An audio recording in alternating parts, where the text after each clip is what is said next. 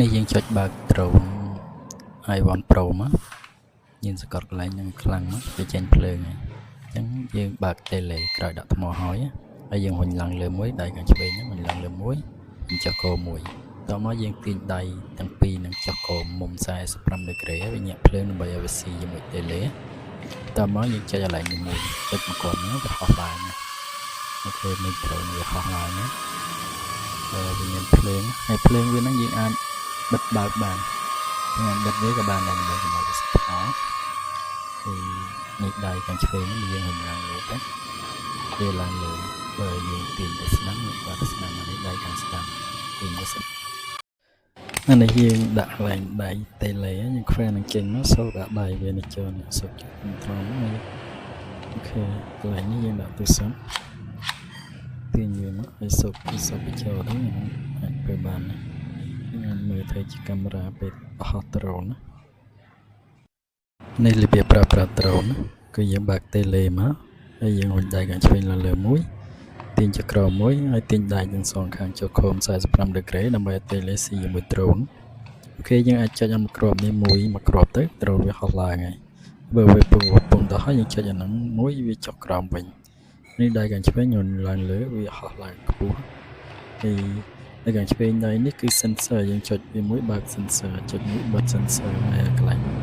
នេះខាងឆ្វេងហ្នឹងអាហ្នឹងសេរីកាមេរ៉ាឡើងចុះ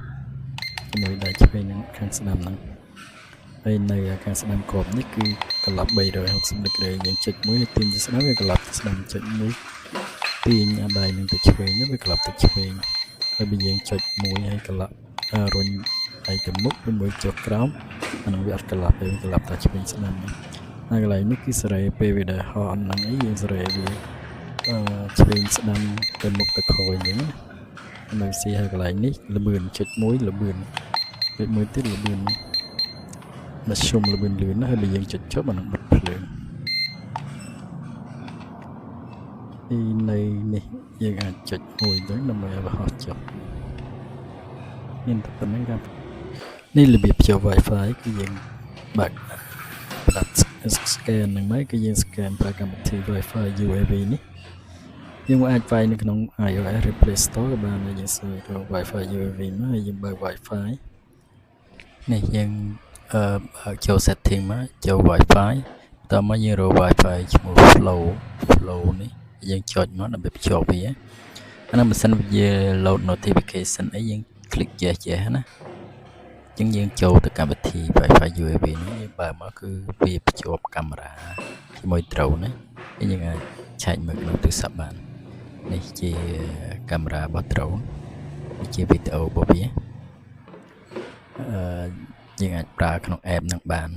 នេះរូបថតហើយនេះវីដេអូរបស់វាដែលថតចេញពី drone